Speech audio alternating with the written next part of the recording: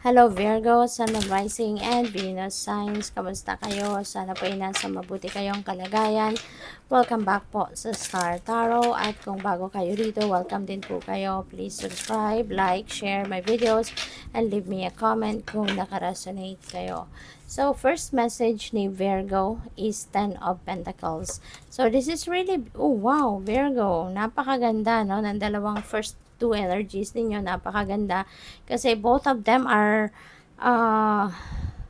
this is about wealth, diba? This is about kayamanan, kaperahan. So, ang swerte ninyo kasi lalo-lalo na this is a reading for money and career. Excuse me. So napakaganda kasi both of them are wealth. That both of these energies are abundant and prosperous energy.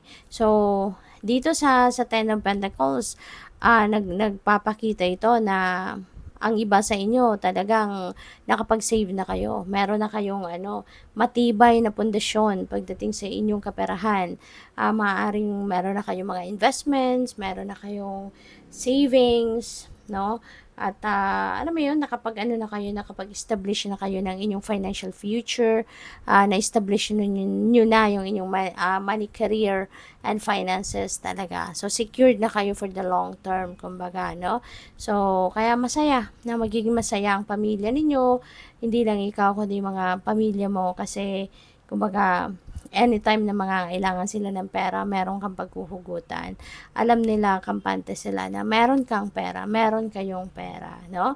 So, si Empress din, paparating pa ito na you're going to create something new in your life na pwedeng bagong enterprise, bagong negosyo, pwedeng mag-invest ka, pwedeng meron kang bagong lucrative job, pwedeng gano'n, bagong career na talagang bongga ang hatid na pera sa inyo, pwedeng may mga gano'n. So, this is more money coming in, no? Mag-i-establish ka pa, no? Marami ka ng pera, marami ka ng savings siguro, meron ka pang opportunity to even make more money or bring more money sa buhay mo, no? So, but we have nine of swords. So, this could be for other group of Virgo. Kasi, diba, reading for the collective ito. So, merong mga situation dito or merong mga messages dito na magra-resonate sa iba, merong hindi. So, this could be, kasi ito napakaganda nagpapakita ito ng financial blessings, financial opportunities, 'di ba? Wealth, abundance, prosperity. Tapos mayroong namong problema. So this could be for a different group of Virgo, 'di ba? Siguro ang iba sa inyo, ibang grupo ng Virgo, ito naman yung nararamdaman, sleepless nights, nagkakaroon ng sobrang stress, baka nagkaka-anxiety na sa pag-worry about money, no? Pag-worry about siguro sa trabaho, about sa career, sa business, yung gano'n, about finances. So, maaaring nai-stress ang iba sa inyo rito for whatever reason, that could be related to money, career, and finances. Pero yung specific situation, maaaring, syempre, iba-iba tayo, no? Kaya, sana tanggalin ninyo ito, no? Instead na isipin ninyo yung problema, isipin niyo na lang kung ano ngayon ang magagawa ninyo para ma-alleviate, no, yung nararamdaman ninyong stress. 'Di ba? If you need help, then ask for help. Okay? Kasi hindi po pwede, no, na 'di ba? Pangalagaan natin ang kalusugan natin kasi yung stress, yung anxiety, magdudulot 'yan ng physical discomfort, no? Ano 'yan detrimental to your health, 'di ba? Yung stress. Kaya sana kung kung ito, to the extent na nagkaka-anxiety ka na, hingi ka na ng support from other people. Magpa-advise ka, magpatulong ka, para ma-solve ang problema mo. Diba? Kung ano man itong ikinaka-worry mo. Okay? Para hindi maapektuhan ang iyong kalusugan. Okay? Because, that's another problem. Diba? Yung stress, hindi rin makakatulong sa'yo. Hindi ka rin makakapag-concentrate sa mga trabaho mo, ginagawa mo. Diba? So, what else? So, we have power.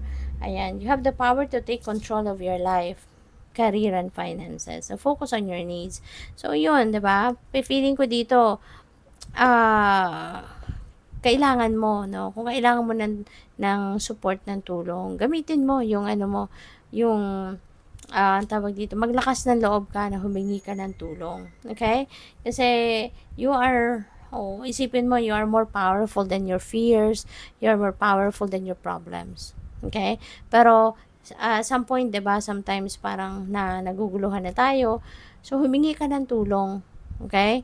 Kung sino man sa akala mo mapagkakatiwalaan mo, humingi ka ng tulong para gumaan ang pakiramdam mo. Kasi baka kaya ka hindi na nakakatulog, nai-stress ka na. Kasi alam mo yun, kung wala ka na pagsasabihan, yung laman ng isip mo, yun at yun din yun, paikot-ikot lang yan sa isip mo. Whereas, if you can hear other people's perspective, other people's opinion, so at least mababago yung cycle, no, ng mga iniisip mo. Kaya po pwede ka rin makakuha ng advice sa kanila, 'di ba? So mas malilinawan yung isipan mo, mas gagaan kahit papaano yung bitbit mo, 'di ba? So what else? We have mind power, use your intelligence, analyze data, logic, and think rationally. Okay? Kasi matalino ka eh. 'Di ba? Ang problema lang kay yung yung problema lang ni Virgo kasi kayo eh, overthinker, 'di ba? Si Virgo siya eh, fond of overthinking, overanalyzing kasi nga matalino ka. Kaya talagang iniisip mo ang lalim ng nararating agad ng isip mo, 'di ba?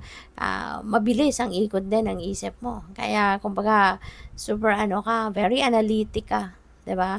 So, yun, i-analyze mo. Pero yung sakto lang, wag kang mag-overthink, wag kang mag-overanalyze. Yung sakto lang, para na ma-figure out mo yung best na gagawin mo.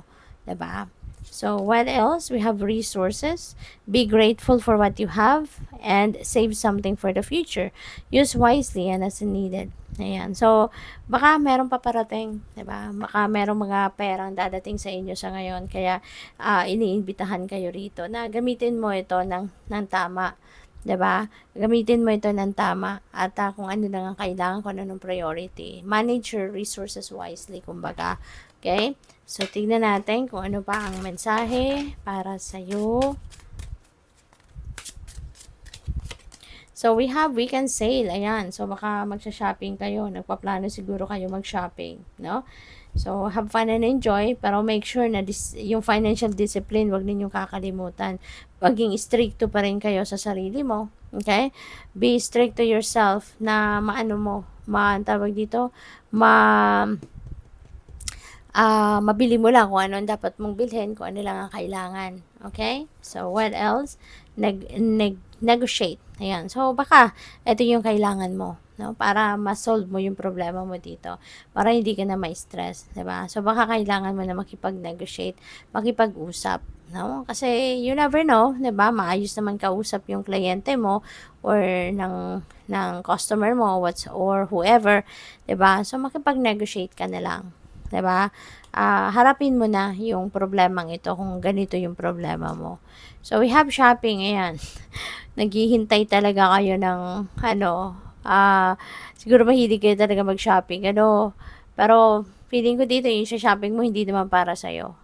Maaaring pag-shopping mo yung grandma mo, yung grandpa mo, baka magraregalo ka, 'di ba? Baka iti-treat mo sila. So, have fun. Basta, yun lang pag nagsha-shopping tayo, kung ano lang yung kailangan, 'di ba? Wag na tayong ma-tempt na bumili ng hindi naman kailangan. Kasi, dun, magiging lang yan, magiging ikakalungkot mo lang yan in the end. Kasi, 'di ba?